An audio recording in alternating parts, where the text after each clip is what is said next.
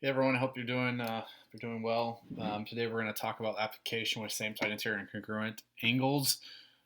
So let's start with kind of a quick review. Remember, if the lines are parallel, corresponding angles are congruent, and same side interior angles are supplementary. So let's go ahead and start by looking at corresponding angles. So corresponding angles, the definition is they're on the same side of the transversal. So remember, the transversal is this line that intersects both of the other lines, right? They're both on the same side, and one's on the outside, one's on the inside, and they are non-adjacent. So that means they're not next to each other. So example of a corresponding angle would be 1 and 5, right? We also have 4 and 8. We also have 2 and 6. And finally, we have, let's make this last highlighter color. How about we do light purple? 3 and 7. So you'll notice that like 1 is on the outside, 5 is on the inside, 4 is on the inside, 8 is on the outside. The key here is recognizing they're not adjacent. That means they're not next to each other. Some people will say, well, 1's on the outside, 4 is on the inside. That is true, but those are actually a linear pair because they are next to each other or adjacent. So we're looking for non-adjacent or not next to each other. Okay, now let's talk about same side interior angles. So 1 second real quick though. For corresponding angles, if the lines are parallel, they will be congruent. Remember, congruent means equal. All right, now let's talk about same side interior angles. So the cool thing about same side interior is the definition is baked into the term itself. So once again, they're on the same side of the transversal, right? And both on the inside. So in this case, we're looking at 4 and 5. And the other set of same side interiors we need to know are be 3 and 6. So these are a little bit different than the other angle relationships we ran into so far. So same side interior angles will have a sum of 180 degrees. That means they are supplementary. That means they add up to 180 degrees. So angles 4 and 5 equal 180. Angles 3 and 6 equal 180 if we add them together. All right, let's go ahead and look at some examples. So remember, really what that means is we can set up equations to solve for variables.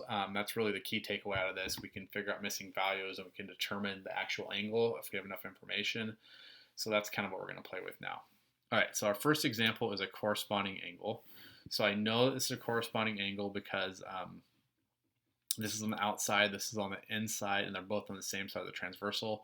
So since these are corresponding, they are congruent, which means they equal each other. So I'm going to write my equation as such.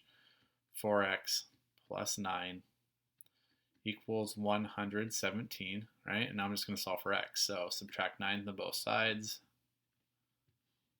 So 4x equals 108. Divide everything by 4.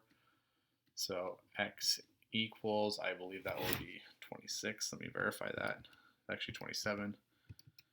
Yeah, x equals 27.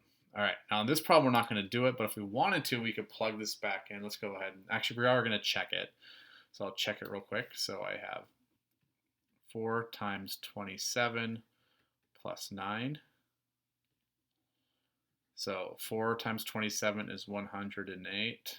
108 plus 9 is indeed 117, which is what we expect it to be, so we're good to go. So that means that this x equals 27 is correct. Okay, let's do the same thing down below here. Let's go ahead and that permanent green mark, I'm not sure how that happened. This time we are looking at a same side interior angle. So remember, same side interior angles are going to add up to 180 degrees.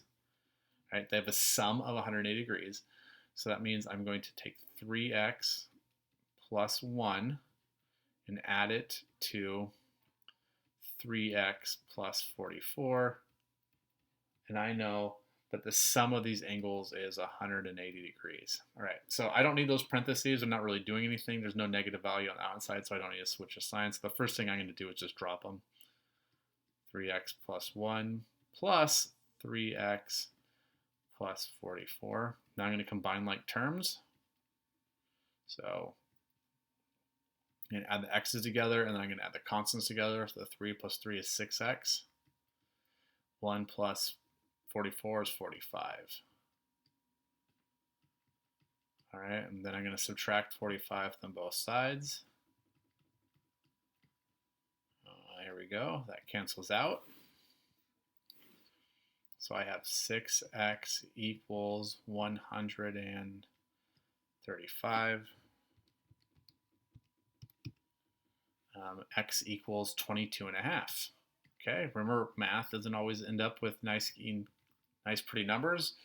All right, let's go ahead and plug that back in and see what we get. So the first one I will check here. I'm going to check 3 times 22.5 plus 1. 3 multiplied by 22.5 was 67.5. Plus 1 would be 68.5. So I know that this right here we think is going to be 68.5 degrees. Okay, and then I'll do the next one in blue. So 3 times 22.5 again, plus 44. That is 67.5 plus 44 would be 111.5. So I think this is 111.5 degrees. Now these should add up to 180. So if I add those together, I indeed get 180 degrees, which means that these are both good answers, which means our answer of x equals 22.5 is also good. All right, one more example. All right, so we use a diagram to write an equation and solve for x, and then find the measure of each identified angle. So once again, these are same side interior angles, so they are going to be supplementary, as in they're going to add up to 180 degrees. So I have 4x plus 25 plus 3x plus 15, and that should all equal 180 degrees. Okay, so since there was no negative values in there, I'm okay just saying it all adds up. But there's a negative value in there. You want to make sure you put those expressions in parentheses so you don't make a mistake with them. All right, so combine like terms. Okay, 4 plus 3 is 7x. 25 plus 15 is 40. Okay, now I'm going to subtract the constant on both sides. 7x equals 140. Divide everything by 7. X equals 20. Oh, that was a horrible 20. Even though my drawing pad works when I'm not on Zoom, sometimes it bugs out. All right, x equals 20. Now I'm going to check my work. So I have 4 times 20 plus 25. 4 times 20 is 80.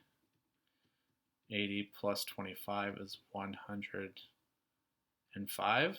Okay, so we think this angle right here is 105 degrees. Same thing down here. We'll do 3 times 20 plus 15. 3 times 20 is 60. 60 plus 15 is 75.